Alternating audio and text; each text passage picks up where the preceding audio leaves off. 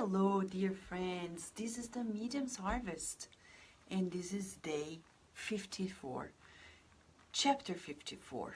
We've been studying the book that was written by the spirit author Emmanuel through the mediumship of Xavier. This book brings to us a new opportunity to understand the medium's book by Allan Kardec and to deepen the understanding of what mediumship is all about. In the Medium's Harvest, Emmanuel is opening to us an opportunity to feel what Allan Kardec has brought to us and to really prepare us not only to be better people, but to be better mediums and better mediumistic groups. So today, chapter 54 is about talent and experience, and it relies upon an item 194 and 92 of the Medium's book, which belongs to chapter 16. Chapter 16 talks about what Kardec called special mediums. What he meant is about types of mediumship that were, peculiar.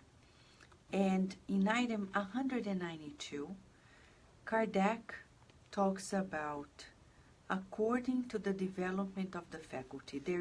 He's categorizing, if we go to the previous one, variety of writing mediums. So there are the writing mediums or psychographers, mechanical writing mediums, semi-mechanical mediums, intuitive mediums, polygraphical mediums, polyglot mediums, illiterate mediums, and then there is what he calls novice mediums, those whose faculties are not yet completely developed and who do not yet possess the necessary experience. There is another category, unproductive mediums, those who only receive unimportant things, monosyllables, letters, strokes. There's another category, developed or fully formed mediums, those who have the mediumistic faculties fully developed and who transmit communications easily, rapidly, and without hesitation. We should understand that these mediums' abilities can only be obtained through experience, whereas among novice mediums, the communications are slow and difficult. And I'm going to skip a few because this item particularly is a little extensive.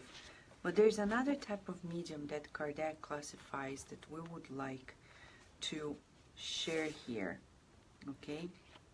And remember, we're here talking about, he categorized mediumship according to the development of it. So that's why we're talking about experience.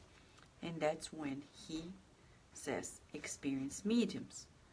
Easy of writing is a matter of practice and can be obtained relatively quickly. It's quite extensive here. You can read it more extensive later. But what is interesting here is that Allan Kardec, as an educator, and putting together a science that understands the origin, the nature, and the destiny of ourselves, spirits, and our relationship with the corporeal world. When he is studying mediumship and understanding it, he classifies to better understand the full extent of it in a category also by the development of it. So it is worthwhile reading it because those are not, they are really for us to understand who we are, where other people are. So there are mediums who are beginners, we would say. He called it novice, beginners. They feel, but they don't know, they are hesitant, which is very, very normal. It's normal. When you start a mediumistic meeting, and people have never been to mediumistic meetings before, at first they're like, oh, I feel somebody wants to speak, but I don't know, shouldn't I? Is it me or is it somebody else? very common question, and we shouldn't be worried about it because it's a natural step. Not all will go through this step, a majority of mediums will. They feel like I should write something, but is it me? Maybe it's something coming from me. I'm not so sure, so they hesitate. Okay? But let's not get confused, this hesitation with an experience and the one in which the medium who is more experienced is perceiving something that is a little deceiving and he's hesitant to allow it to communicate. Completely different types of hesitation, okay? What does Emmanuel tell us in that regard? And I think Emmanuel, in this chapter, he brings a lot of calmness to the hearts of people who are willing to practice mediumship and are afraid or don't know how to get there. Emmanuel, in this chapter 54 of the Medium's Harvest, is going to clarify to us that everything begins with the first steps, and as we move forward, we create experience, and creating experience, we develop something that can be productive. Let's see what he says. This is chapter 54 of the book Medium's Harvest, titled Talent and Experience, Aptitude and Experience. Meeting on July 29th, 1960, based on this item 192. Emmanuel then wrote, "You want to hear the discarnates in the right way. You aspire to see the realms of the spirit without any illusion. You intend to cultivate the mediumistic interchange without a slight misunderstanding. You stretch out your arms and wait for sublime demonstrations. However, between aptitude, talent, and experience, there's always distance equal to that between project and reality. Talent is planning. Experience is dedication. Talent reveals the teacher. Experience does the teaching. Talent indicates the worker. Experience creates the work. Talent suggests. Experience edifies. In mediumship, as it happens in any other noble service, there is no flesh conquest. If you propose to magnify mediumship, remember the obscure workers of evolution who were in this world before you, struggling and suffering in order to find the right path. None of them stayed in the stage of enthusiasm or at the door of the dream. The sweat of such anonymous heroes is evident in the laws that guarantee your rights, the food you feed, the clothes you wear, the road you walk through, or the house you inhabit. Mediumistic qualities, talent, common to all. But exercising mediumship as an active force in the ministry of goodness is the fruit of the experience of those who espouse the obligation through a path of discipline and work, devoting themselves day by day to study and serve with mediumship. Many people say, "Oh, I would love to practice mediumship," but the day they go to a meeting, and a serious spiritist meeting, and they find out that they need to change their daily habits, that they need to create new habits, that they need discipline, that they need to study more, that they need to conform to several of the rules and regulations. They're like, I don't want to do it. And then they keep looking at the ideals but never reaching it. So there is an abyss between the project and the reality. So here in this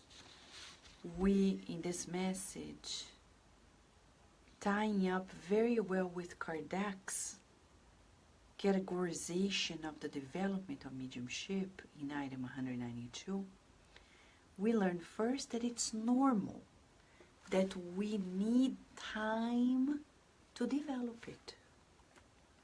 But time alone is not going to do it. There are other elements that we need to add up to really become experienced mediums. And one of the things he says here, Spiritist experienced mediums, they espouse the obligation through a path of discipline and work, studying and serving. There is no other way. And that's why when many people ask, why don't we have more Spiritist centers around the world? How come? It's easy. Because Spiritism proposes something that is going to discipline us to another level. People don't want it. Because they're going to have to change the course of their lives. It's inevitable. I would change the programs I watch on TV. I would change what I say, what I speak, what I do, everything. I have to. Inevitably. I will no longer spend hours on a Sunday chatting with friends by the barbecue pit, doing nothing. Not the serious Spiritist medium. The ones that are not too serious, they will. Every Sunday. Not like once a year. Every Sunday. Why? Because then we will understand that mediumship requires from us service too. And it's not only going to the Spiritist Center, but paying attention to the needs of people around us. Let me give an example. Often, Emmanuel would say to Chico Xavier, stop the work you're doing right now. Not professional, he's talking about literature work or psychography in his house, etc. And go help ex-neighbor, go help that person in the other street, etc. Why?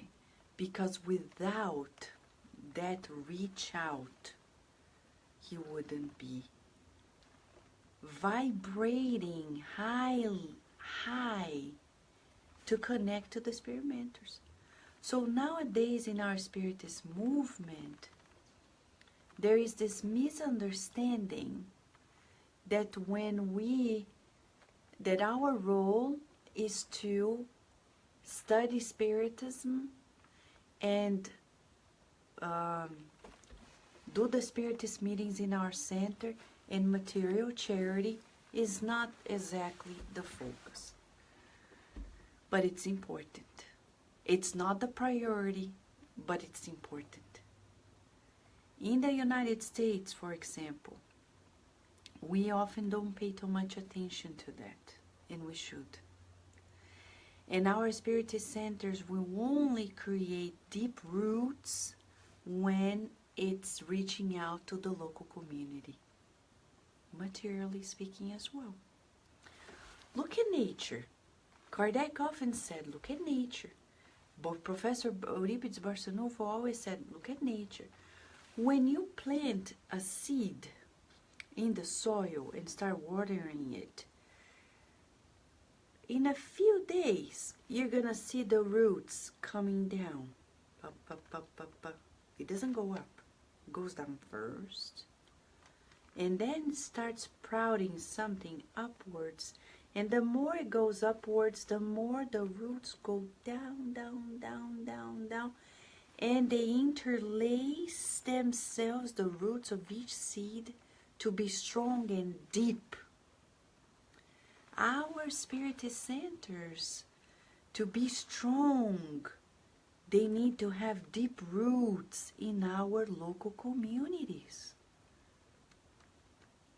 If we keep doing what we're doing in many centers around the world, working inside of the center spiritually, but not locally rooting ourselves in any specific works, we're not strong.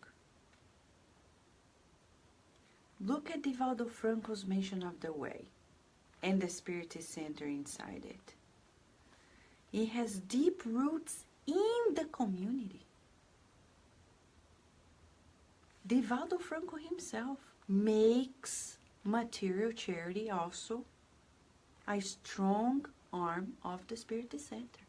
So much so that the Spiritist Center is inside the foundation that gives life to a whole village, to a whole neighborhood. Chico Xavier didn't create a foundation, but he was the foundation himself. He knew everybody in the city. He reached out to everybody in the city, including material charity. So when people in the United States and in other countries, contrary to what the Spiritist movement in Brazil has been doing, we avoid reaching out to our local communities because we say, you know, our role here is to do the Spiritist work. But who said the Spiritist work is not to root itself in, including the material charity, in the local community? And when we say local, we mean nearby. If you're living, if your center is in an area of, you know, elite society where there's no poverty, you'll find the immediate next one. And that's how it goes. And then if we work out in that level, we're rooting ourselves into spiritually, materially, and then we can keep growing strong vertically. So we need to reach out horizontally, down materially, like the roots of a tree. So why are we saying this? Because experience, says Emmanuel, requires dedication. It's not only planning. We need to dedicate ourselves. It creates work and it builds opportunities. So in mediumship, we don't develop it overnight.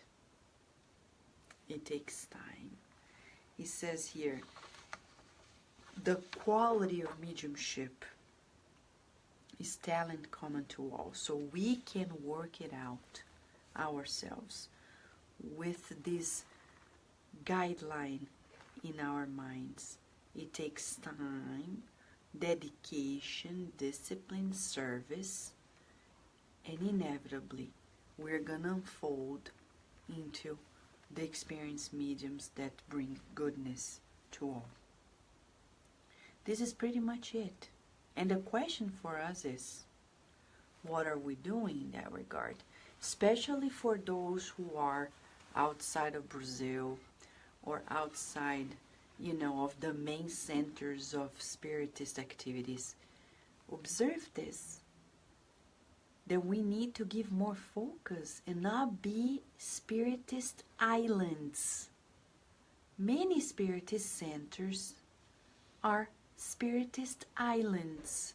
They're completely isolated from the movement of the neighborhood or the community around. So, what do? You may be asking, what should I do? Find out which shelters exist around, which nonprofit organizations exist around, nursing homes, etc., whatever it is, and reach out. Allow the Spiritist Center to be a reference of goodness. I remember the Spiritist Society of Virginia when one of the programs that we have is to help the local prison in Fairfax,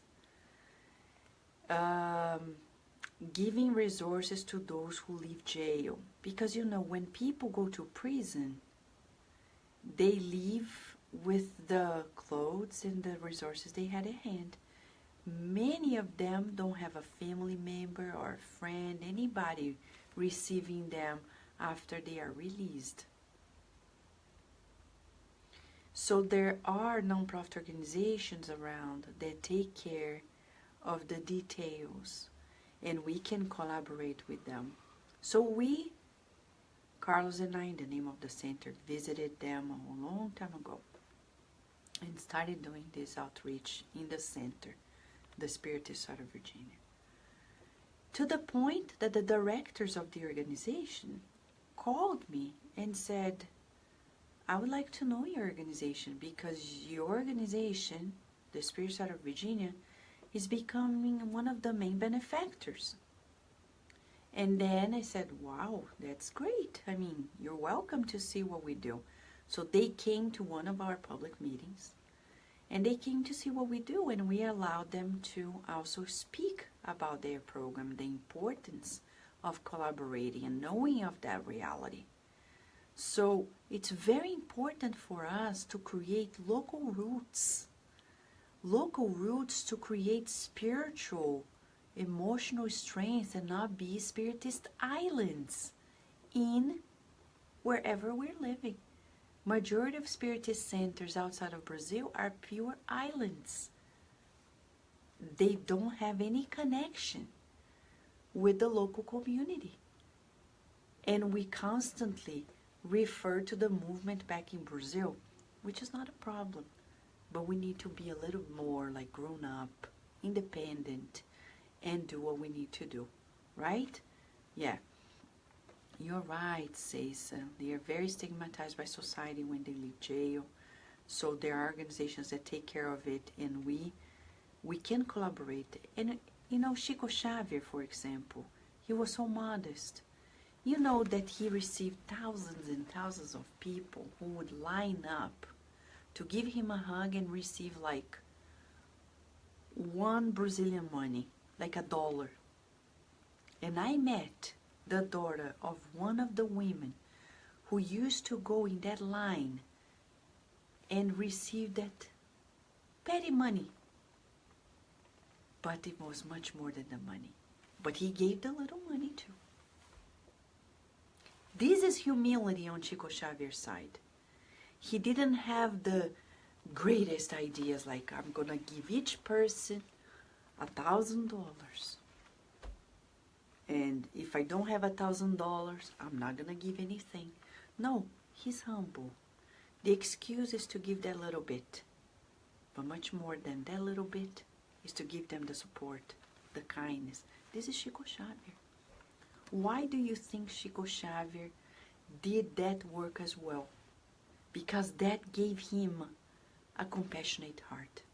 To become an experienced medium, it requires emotional skills.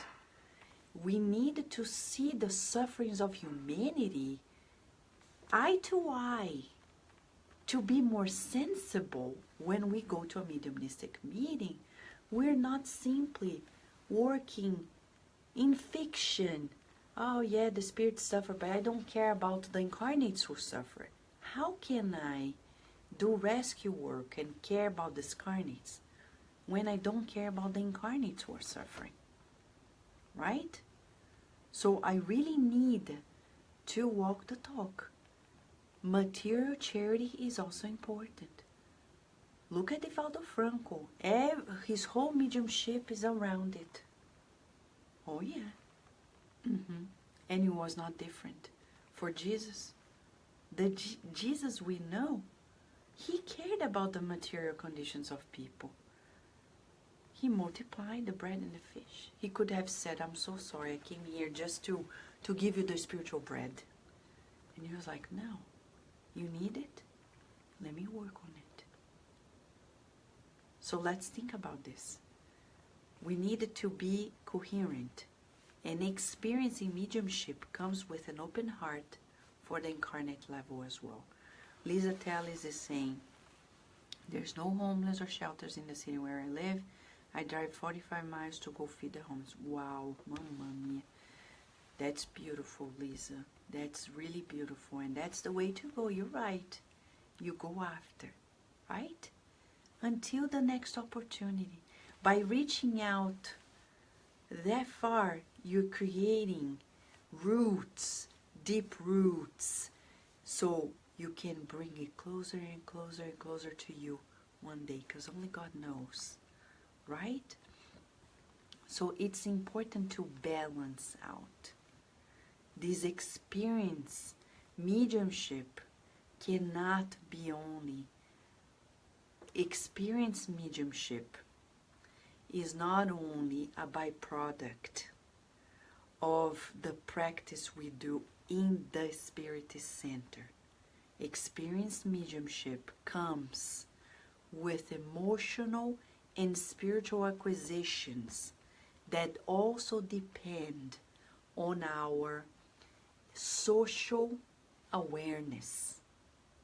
We need to be socially aware. And one of the reasons why the Spiritist movement around the world takes a little longer to grow is because we lack that opportunity to be less of an island, and we should be more integrated in the community, okay? Adilson is saying, since I moved many years from Brazil to the U.S., I've heard many times there are no material needs to the majority of the American citizens, and what I see is completely different image. The needs are many, and it's just a question if we want to open our eyes and accept our responsibility and reach them out. Yes. Mind without heart does not go far. Exactly. I agree completely with you. We have one person, says Dulce, one person who comes to our Spiritist Center who did have food in her house in Christmas. She went on very big line to get she used to know Chico Xavier, to the basics, right? With Chico Xavier, exactly. And Rihanna is saying, this is very true, and if we're willing, we will be shown where we need to work. Exactly, Rihanna. Dulce is saying, now she's helping us in the mediumistic meeting. So you can tell, right, Dulce? And that's what it is. So we need to be open. Look at nature. Let's observe nature. We're nature too. The group, the mediumistic group, needs to have roots. We needed to create compassion in our hearts. If with the invisible world we want to be rescuing them, we also need to practice that rescue movement in the material realm. Paying attention to the ones who live around us. We need to go after them. Google, now we have internet, it's much easier. Much easier to know where we can find the clusters of those who need help. We need it. One of these days, I've heard a Spiritist colleague of mine saying in a WhatsApp exchange that material charity is not a priority. Yes, it's not center stage, but it's also needed because we live in the material world. But we need to make it to extend to our neighbor, and our neighbor is the local community. Again, Emmanuel says, exercising mediumship as an active force in the ministry of goodness is the fruit of the experience of those who espouse the obligation through a path of discipline and work, devoting themselves day by day to study and serve with mediumship. So when we see people who are experiencing mediumship, we say, time and effort, repetition. Remember André Louis saying, in Evolution into Worlds, effort and repetition. Effort and repetition. But in this case, we need to be fully aware that it's an effort and repetition of spiritual, emotional, social dimensions. Right? Am I right? We are right? No, the spirits are right. We're just repeating what they tell us. Sunshine, how are you? Rihanna and Ceisa. Karina Alice, how are you? Nora Brasil. Narciso, how are you? Amanda Andrade, how are you? Angelita, Fraternity Without Borders, how are you? Luiz Camargo, welcome, welcome. Rosa Maria, Panamá, how are you? Adilson, thank you so much. Adilson, thank you too. Dulce, Sueli Rezende, big hug to you and the friends in Massachusetts. Léa Severo, big hug of saudade. Débora Tessarolo, how are you? Welcome. Dom Pauletti, how have you been, my friend? Welcome. Andrea Torres, how are you, Andrea? Lisa Teles, John Da Rosa, my eternal friend, how are you? And here we have also Rudy, thank you so much. Ceisa is telling us recently, right before Christmas, the Love and Light Spiritist group helped in many ways a whole community living in the tents in New Jersey for years. It has been very touching experience dealing with those individual situations. Wow. I can only imagine. Mamma mia. You're right. There's so much for us to do, right? We're just baby stepping, but it doesn't matter. Look at a seed. Again, we did this experiment recently here at home and observed the roots going deep, entangling with the others. Deep, deep, deep, deep, deep. And then the one sprouting up. So, both ways, and creating solidity, the experience. When we come back tomorrow, chapter 55 is going to give us a step deeper into this, because when we're dealing with mediumship on earth, we're going to deal with disturbed spirits. And that's the chapter, the next chapter we're going to talk about. Chapter 55 of the Medium's Harvest, Emmanuel titles it Disturbed Spirits. And he says, as a teaser, it is possible to know them very closely. They appear in the category of mad people, the ones that lack the memory, that are always in denial and rebelliousness. And he continues and then says, today, however, with enlightened mediumship, it is easy to bring them relief and to help them out. Isn't that beautiful? But we need also to reach out to the ones who are incarnated like this. Let's think about this. What is our homework? Let's make our homework this thinking, the reflection of how much I needed to devote myself and serve more to really blossom in this mediumship with Jesus. Shall we? Because after all, you know he's passing by always. Jesus is passing by. Woo, we can see. Jesus is passing by. Yes, he's there. And when he comes, what do you feel? Everything is fine. Sadness is gone and happiness arrives. And when he comes, everything is fine. Sadness is gone and happiness arrives. Right, friends? So let us rejoice in the opportunity to be useful, to serve, to grow, to expand, and move forward. As Emmanuel says, pressing on. Thank you, friends.